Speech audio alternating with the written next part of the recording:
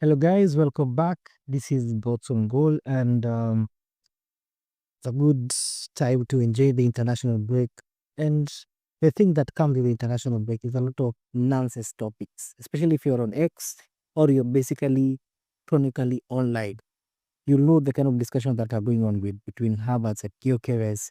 It is also Caicedo and Rice, one being better than the other. Like we get these conversations when we have no football to watch or rather no team to analyze.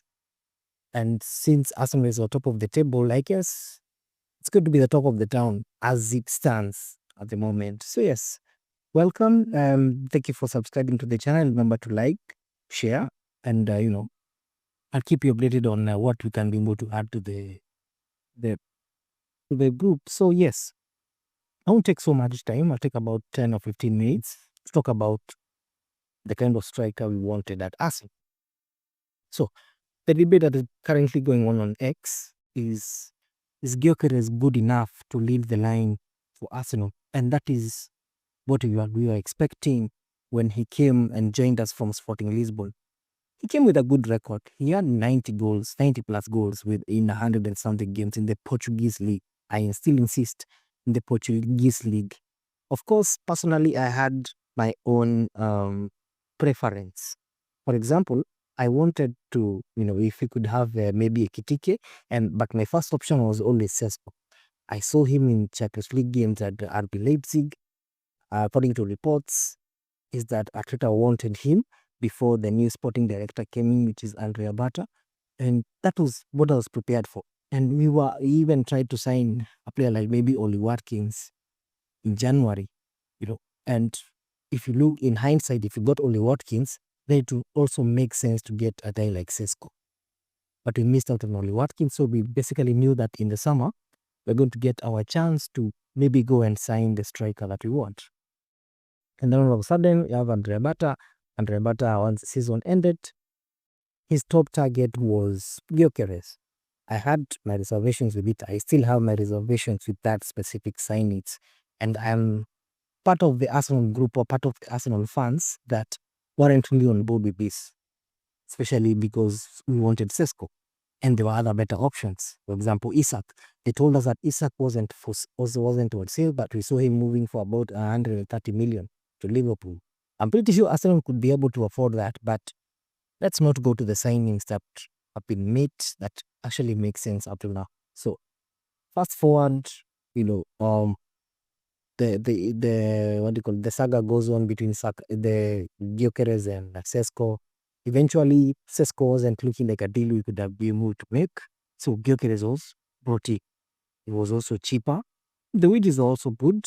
He's 27 years. He had a good record. He played in English football. We were happy. I was happy. Arsenal made signings. We bought a striker that we always wanted. And that was just about it. Now, coming back to now the season starts. Takes time to adjust. We've seen him play. We wanted to know who's going to start between Havertz and Gyokeres. Wanted to see how that dynamic worked. We saw him in preseason. Gyokeres scored a couple of goals, which was good, but we wanted goals down in the league. At Manchester United, we knew it was going to be a very, very tough game. We led that lead off, and go to the second game against Leeds. Yes, we had to win. We had to win. We had to win that specific game. It's a relegation club that got promoted, and we had to win. And guess who scored his first goal? It was Gyokeres. He scored a very nice solo goal and scored another penalty in a 5-0 way. That was good. So we expected from then on, this is going to be set up. Now we kept on seeing, he's not getting service. He's not getting the passes right. They are even mocking him in mainstream media. They're saying that he's running like a guy who's wearing jeans or something. So yeah, it has been tough to continue with him around, and we expect that it's going to start firing because Arsenal fans are audacious, including myself. We bought a striker that we knew had goals in him. We knew he had service in the team. We even bought a number 10 in Eze. We have Nwaneri in the team. We have Rice. We have Zubimendi. Like we have teams that can provide him with all this necessary thing. We also have Saka, we have Trossard, we have Martinelli. Martinelli, as selfish as he is, he needs to improve. But all in all, he's getting his goals. We can let that slide. But when it comes to Gyokeres, he's not even getting those shots. Even when he gets the shots, they don't really come off right. He's making some good runs. Nobody's spotting him, and even when they support him, 2 or 3 defenders are with him because is that marked 24/7. So if you think about it, Gyokeres doesn't look like he's underperforming, but at the same time, we are competing for the league, and this was one of our main issues in our team, which was finishing those extra chances that we also get in games where the games that we were leading in 1-0 and had Havertz missing chances left, right, and center. Then that was a problem at that time. We wanted somebody that would be able to finish, but now we have a person who is not anywhere near the finishing line. Yes, he's making good runs. He's getting shots here and there. He has 3 goals right now. The third one was a penalty, so I don't really count that. Still, when does it ever occur to us that maybe Gyokeres, or rather a number 9, wasn't really our main issue in our team at the moment? Because if a guy like Merino can score while he's up top as number 9, and a guy like Martinelli, he's played up top as a number 9. Trossard has played as a false 9. These are players that have played in that position, and they have done relatively well, of course. So they've gotten a couple of goals. Even Havertz himself has gotten a couple of goals ever since he moved into the number 9 position. So how is it hard for Gyokeres to get these chances and actually finishing them? When does it ever occur to us that we need somebody who's going to score now? Because look at Man City, they have Haaland. He is scoring in each and every game. I mean, that in itself should tell you that we need a striker who's clinical. I bet Haaland gets about 3 or 4 touches per game, or maybe 10 at maximum, and he scores maybe 2 goals or a goal. That is what he expected from Gyokeres. That is what we wanted Gyokeres to be. Of course, we have to give him time. We have to give him everything. But where I'm standing right now, I cannot wait for Havertz to get back to the team. I cannot wait for him to be able to convert some of these chances that we can be able to create for the team. I want to see that level of competition in our team. I want to see how Gyokeres will react by having a person who is scoring goals. But not necessarily that Havertz is better than Gyokeres. Look, that is far from what I'm saying.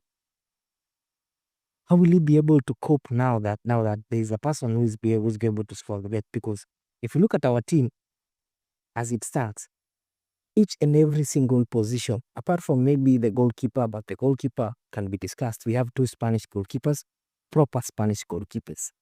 We can keep that. In our defense, of course, they seem irreplaceable, but at some point, when you want them to rest, we have some good backups. Look at a player like MLS, Lewis Kelly.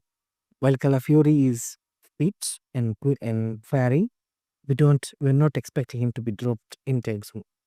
A player like Timber, we have also White on the bench. White was a really, really good player before injuries, put him down. Today is his birthday. So yes, coming to the midfield, we have Zubimendi, we have Noalgard, we have Rice, we have Neri, we have Odegaard, who unfortunately is getting injured all the time. But I hope it gets much better. We have players like, Madueke, who joined the team. We have Saka, ever consistent player in our team. We have, what's his name? We have Trossard, we have Martinelli. They are good finishers, as Arteta calls them. Like in each and every position in our club, we know there is a person who is going to come on, either maintain or improve the standards that are met in every single game. So yes, we need Havertz back to the team, whether you guys like it or not. He's one of the most important players that we do have that's going to he has been here for the longest time. But as it stands, now that we are more or less stable in the team, and we can do some rotations with him and Gyokeres. Is that exactly what we want and how we want the team to perform? We want the team to improve, we want the team to,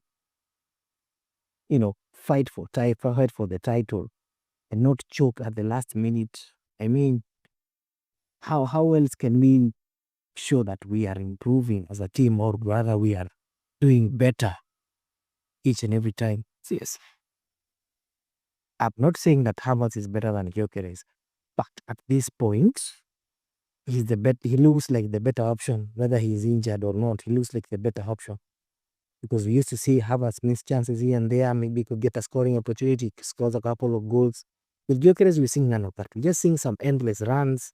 He's bringing defenders together. He's giving Saka and the winger space. He's doing this and that. Apart from scoring goals, that is what he's not doing. And I'll continue with this episode and say more about him. But regardless of who we have, we expect, or rather we hope, that Gyokeres will pick up form, able to score a couple of goals here and there. We actually don't even demand any more goals. If he manages to get at 15 to 20 goals this season, in his first season, we take it. We actually take it. Because our top scorer last season was actually, guess who? It was Havertz with 9 goals. And he was injured for almost half a season. You know, if that's the kind of a level we have, then I guess Gyokeres needs to improve, because he looked like a player who's going to improve us. And I hope he does. I know he is doing something in the team. There's a pressure on his side. He has to improve on that. So yes, remember to like, share, and subscribe to the channel. This is Got Some Goal, and see you on the next episode, talking about something or anything or nothing at the same time. But it's always good to be Arsenal. Cheers.